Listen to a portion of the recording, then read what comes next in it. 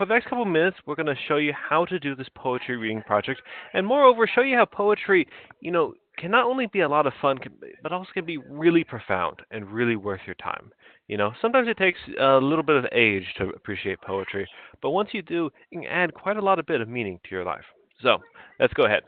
So first what you want to do is you want to select a poem. So we have a list of poems on the prompts of or list of famous authors. What I'd like you guys to do is look over those poems and see which ones speak to you. Really, my advice is this. Find a poem that you have a strong feeling about immediately, something that makes a huge first impression. And the way you do that is just read through poems and see what you like. I'll be perfectly honest with you. There are some poems that are great and famous that just don't really appeal to me, right? Just because where I'm at in my life and my personal opinions and just what my preferences. Um, the same thing will be for you. There'll be certain poems that really speak to you and others not so much. That's perfectly fine. You just want to find what works for you, what inspires you, what makes you feel something. And my advice is when you're reading through it, see what immediately speaks to you, and then read it over a couple of times. It's okay, by the way, if you don't understand it right away. That is perfectly fine. Some poetry is made to be understood right away. For other poems, it takes a little bit of work. Either way is perfectly fine. Just make sure it's something that you enjoy, because ultimately, this is meant for you guys. All right. So, with your project, what you're going to do, first slide is you're going to you state the poem, who it's by, your name, obviously not student name, your name, teacher's name, name for your English teacher, English 4B, that's the class you're in, and then the date.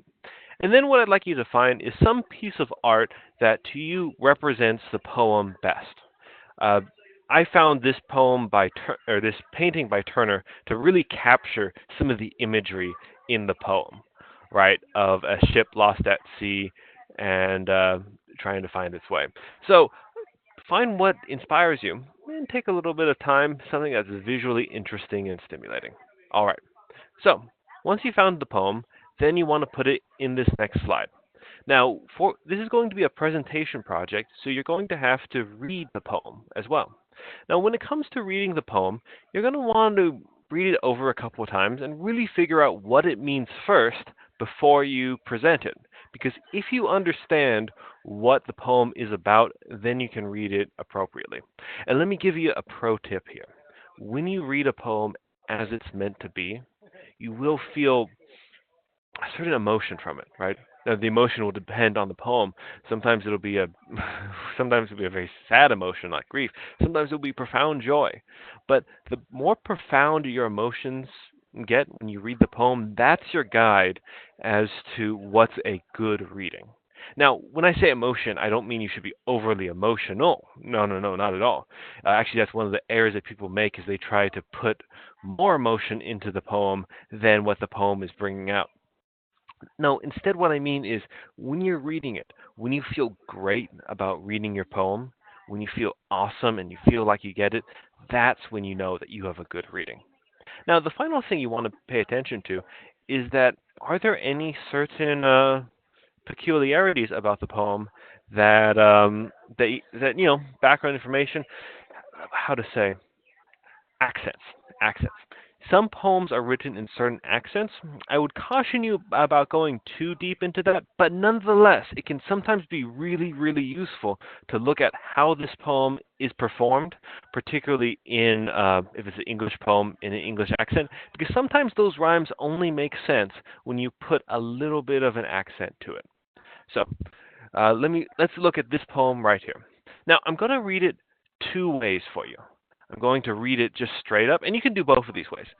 Straight up, and then I'm going to read it in the way that probably would have actually been read. So, let me first read it as you'll probably actually hear it a lot. Let me not to the marriage of true minds amid impediments. Love is not love, which alters when it alteration finds, or bends with a remover to remove. Oh no, it is an ever fixed mark that looks on tempests and is never shaken. It is the star to every wandering bark, whose worth's unknown, although its height be taken. Love's not time's fool, though rosy lips and cheeks within his bending sickle compass comes. Love alters not within his brief hours and weeks. but bears it all to the edge of doom. If this be air and upon me proved, I never writ, no man ever loved.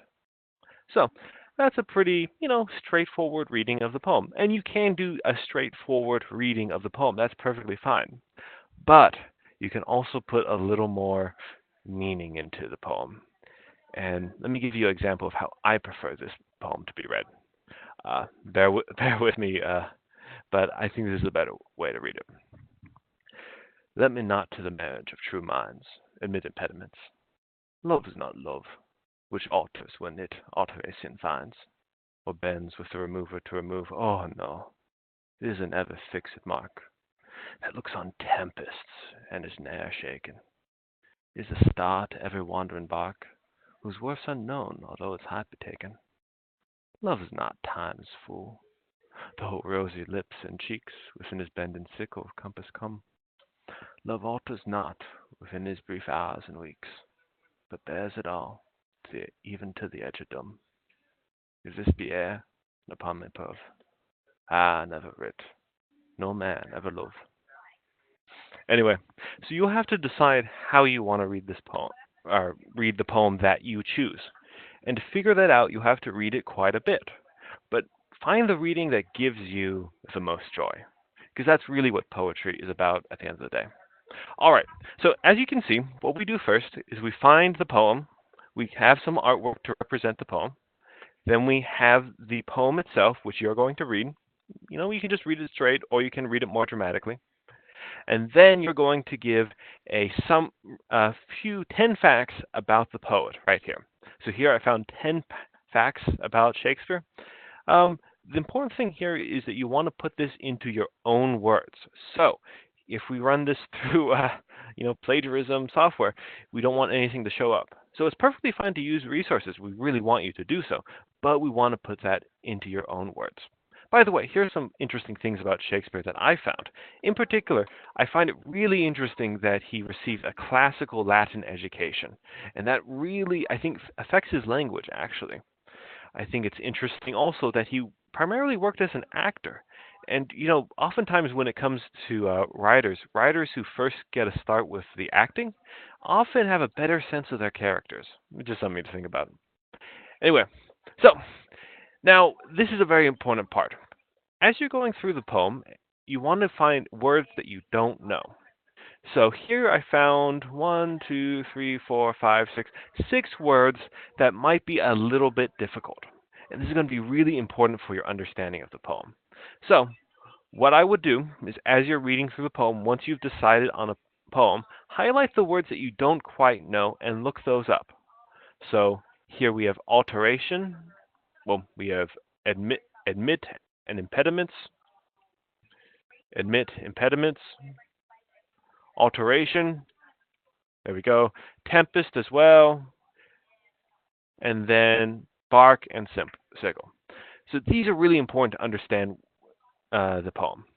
So if we look back at the original, admit means let in, and impediments means a hindrance. So what he's saying here is, let me not let to the marriage of true minds let in obstacles. Love is not love, which alters when it finds changes or bends with the remover to remove. It's an ever fixed mark that looks on great storms and is not shaken. It is the star of guidance to every wandering ship, whose worth's unknown, although its heights be taken. Love's not time's fool, though rosy lips and cheeks within the bending blade of time come. Love alters not within brief hours and weeks, but bears it out to the edge of doom. Anyway, so yeah, any unknown words. By the way, if you find a poem that doesn't have as many unknown words, that's okay. Look up the words that someone might not know. So if you understand everything in the poem word-wise, that's perfectly fine. Congratulations on your erudition. But we still want to have something on the slide. So look up words that you may not know. And also, I would also recommend for you to put in, I didn't put this in here, but put in the connotation of the words, right? So here we don't have very much connotation here, but there may be some words that you need to look up. that have a particular connotation that is important for the poem. Okay, now as soon as we have that, we want to have the central idea of the poem. Now the central idea for this slide, you're going to describe first what the poem is about. In the poem describes in this poem, the poet describes what he considers to be true love.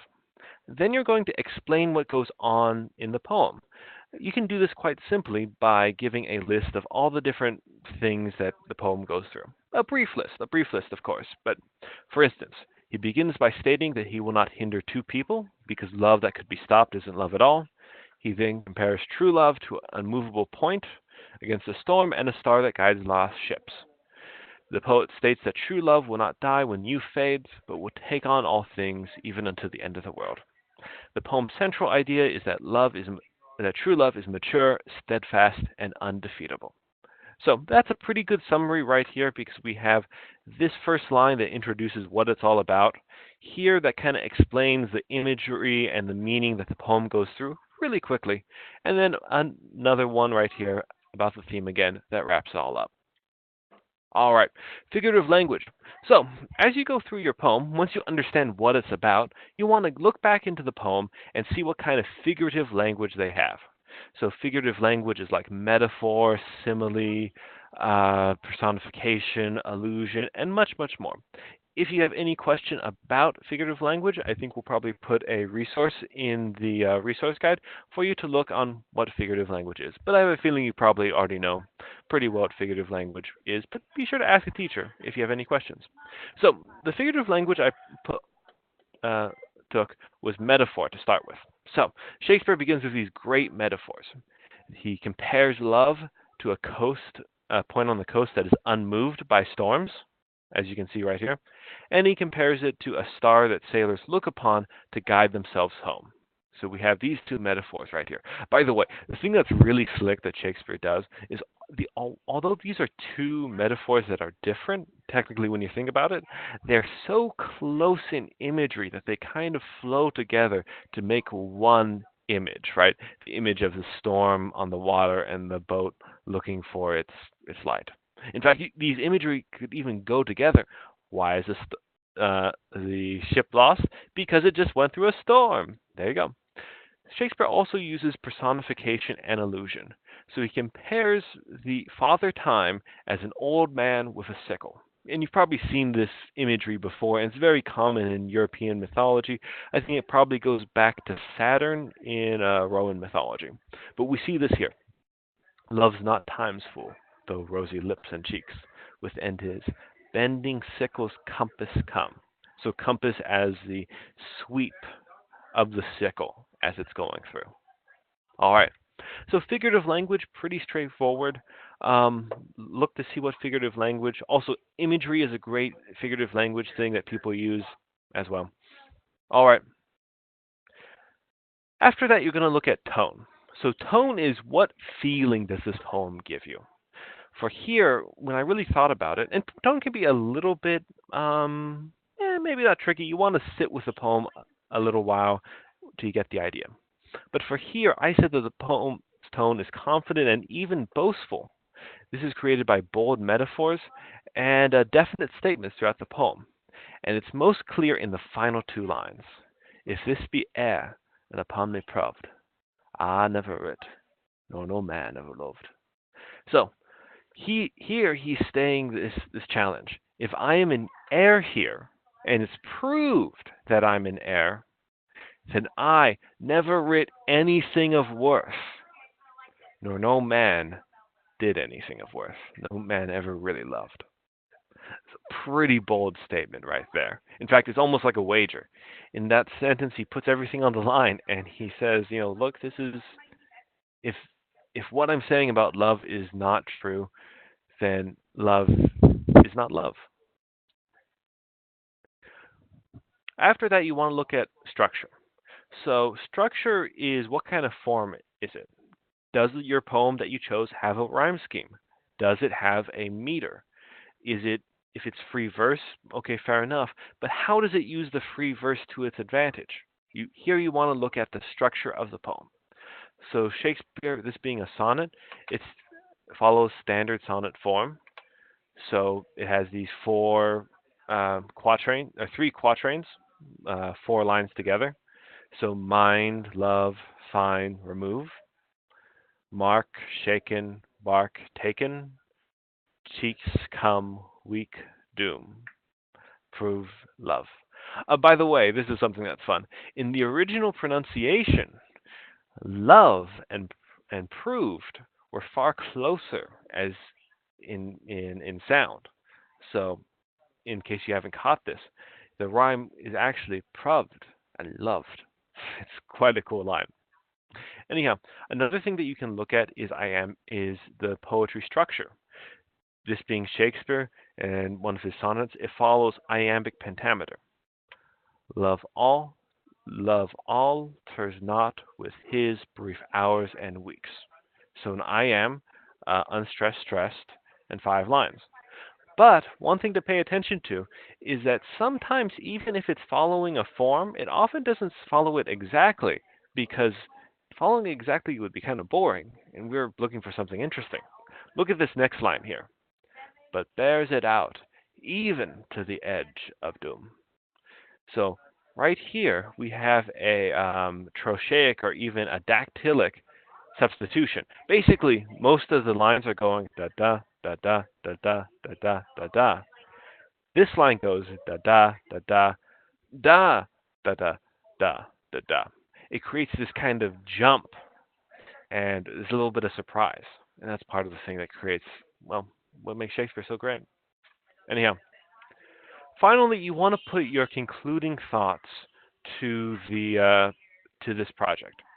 So here I put some concluding thoughts of what I thought about this poem. Basically, I said that this is one of the great emblematic poems of Shakespeare. This really shows what Shakespeare is about in just this short little poem. It's masterful. It shows his profound worldview, and also what I find really interesting is you see themes in here which are going to show up in the larger plays.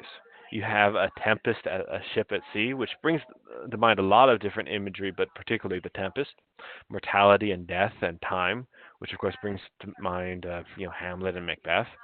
And finally, his worth as a poet, which is something that in the sonnets he keeps on bragging about of how great a writer he is.